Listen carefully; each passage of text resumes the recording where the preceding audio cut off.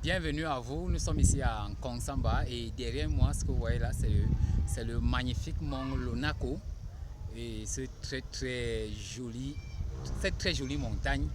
Voilà. Alors, nous sommes donc ici en Kongsamba sur cette belle dalle et je vais vous entretenir sur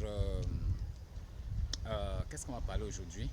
Non, avant de commencer, abonnez-vous. Abonnez-vous. Alors, vous savez, les gens aiment dire la paix. La paix est bien. J'aime la paix. Moi, j'aime la paix. Les gens aiment bien dire ça. Mais d'autres gens ont dit, pour pouvoir garantir la paix, il faut préparer la guerre. Il faut préparer la guerre. Nous, par exemple, nous les Africains, on n'est plus très forts. On voit par exemple qu'il est trop facile pour n'importe quelle puissance au monde. Supposons, si on dit peut-être à la Turquie qu'il y a un pays en Afrique qui veut se lever et te faire la guerre, la Turquie va seulement rire. Va dire, qui est même celui en Afrique qui peut faire la guerre contre moi? Si on dit par exemple à la France, qui est un pays africain qui veut te faire la guerre, mais ils vont rire aux éclats. Les Africains n'ont jamais assez préparé la paix. Les Africains n'ont jamais assez préparé la paix. Alors, abonnez-vous, hein, abonnez-vous avant qu'on continue. Les Africains pensent que la paix c'est comme ça, ils vont rester, Dieu va leur donner la paix. Non, les amis. En fait, il faut préparer la guerre pour avoir la paix. Et c'est ce que les autres font. Aujourd'hui, nous allons voir que les Européens préparent très bien la guerre. Très bien. Pour commencer, ils sont des bons scientifiques. Ils ont mis à côté le raisonnement fataliste, tel que si la divinité veut, ça va se faire, si la divinité ne veut pas, non. Ils ont d'abord mis ça de côté. Mais ils ont fait quelque chose d'autre, et c'est ça qui va nous intéresser aujourd'hui, de très très mirifique. Ils ont compris que dans le ciel, il y a une planète qu'on appelle Mars. Mars, vous avez vu les films Mars Attack, oh les Martiens, oh les extras, tant. Hein, ne dites pas que c'est pas moi qui a dit. Hein. Ah. On ne parle pas parce que ces gars-là sont forts. Alors voilà. Maintenant, les gens savent qu'il y a Mars, une planète de guerre. Mars, d'ailleurs, c'est le dieu guerre dans la mythologie grecque, n'est-ce pas? Dans la mythologie grecque. Bon, maintenant que Mars traverse le ciel, hein, la planète Mars traverse le ciel et donc induit à la guerre, qu'est-ce que les Africains ont fait?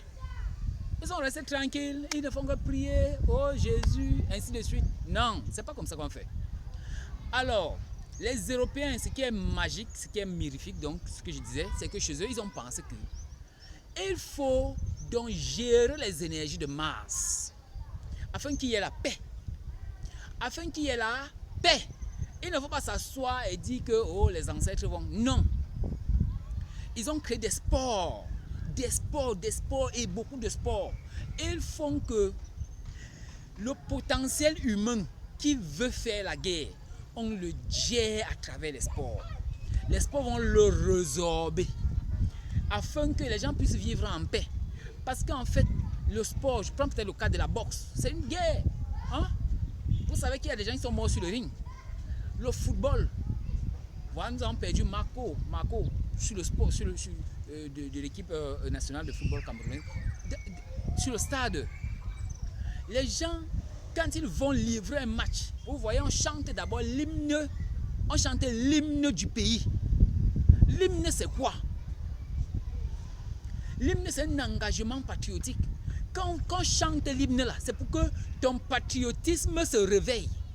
Ton patriotisme se réveille. Tu sens en toi que je suis Camerounais. Hein, quand on chante le Haut Cameroun, berceau de nous, tu sens qu'à l'heure-ci, on va montrer que nous sommes les Camerounais. On va les faire ça dur. Et c'est comme ça que les joueurs déclenchent un match avec la rage, en sachant qu'ils se battent pour leur pays. Et c'est comme ça donc que les Européens ont compris que il faut diriger, il faut donc gérer la guerre qui est dans les hommes. Pour qu'eux puissent avoir la paix chez eux.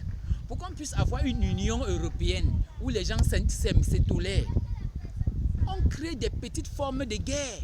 Des petites formes de guerre dans lesquelles il n'y a pas de gagnant, il n'y a pas de perdant en réalité. Vous voyez que quand le Real joue par exemple contre Paris, qui est blessé, qui rentre chez lui en disant qu'on a bombardé mon quartier? Personne.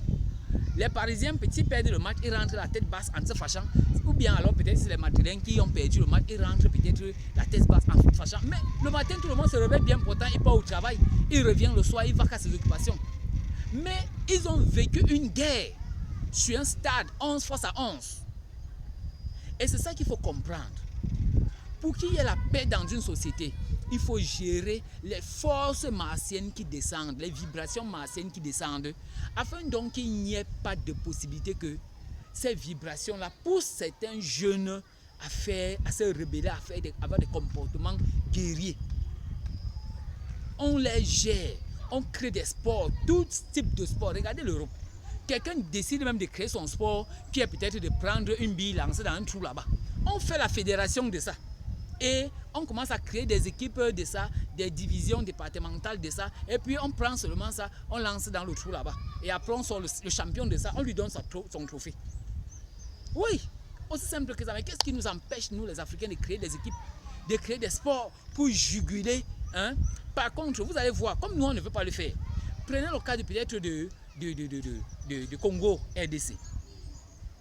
Vous allez voir tellement de divisions, de rébellions par-ci, par-là, là-bas. Tellement, parce que ces jeunes-là ont l'énergie, ont assez d'énergie combative en eux. Et c'est comme ça donc que des gens malins vont les récupérer pour aller faire ceci, pour aller faire cela. Bon, maintenant que chez les Blancs, le surplus de ça est utilisé. Il faut donc toujours canaliser les énergies de guerre qui circulent dans les gens, dans les membres des gens, pour les amener à faire quelque chose de productif. Et le sport donc est productif parce que ça rapporte. On a créé ça, on a géré ça de telle sorte que ça puisse rapporter aux protagonistes. Il y a gagnant, perdant, l'autre a remporté la prime. Gagnant, perdant, l'un rapporte la prime, ainsi de suite. Donc c'est ça qui nous manque en Afrique.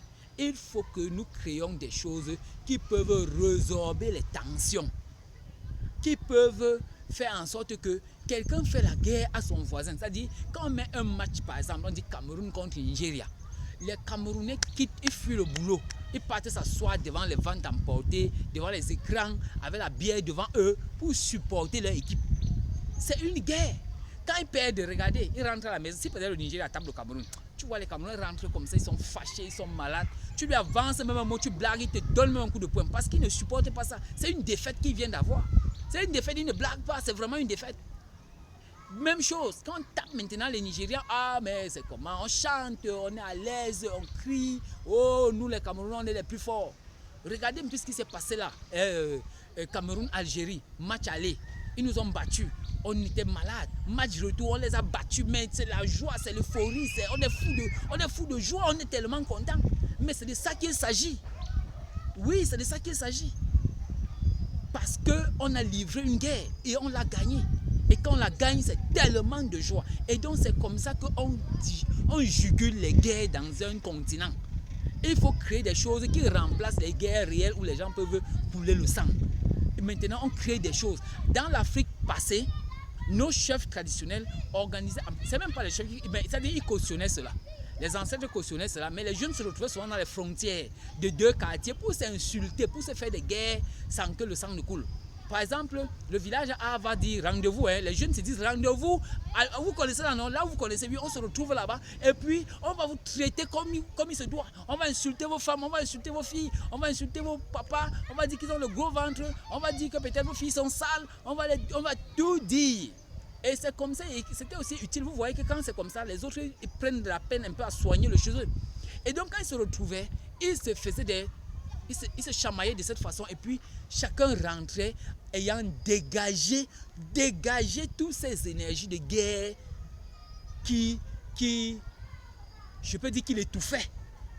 Et puis il se sentait à l'aise. Donc c'est comme ça qu'il faut faire. Il faut que nous créions aussi beaucoup de disciplines sportives.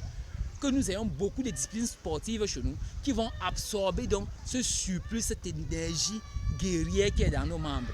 Et ça permettra justement que la guerre, on pourra facilement résoudre les problèmes de guerre qu'il y a en Afrique et que justement les gens ne vont pas se laisser recruter dans des mercenariats pour nuire, pour réellement faire couler le sang et vraiment créer d'énormes pertes en vie humaine en Afrique.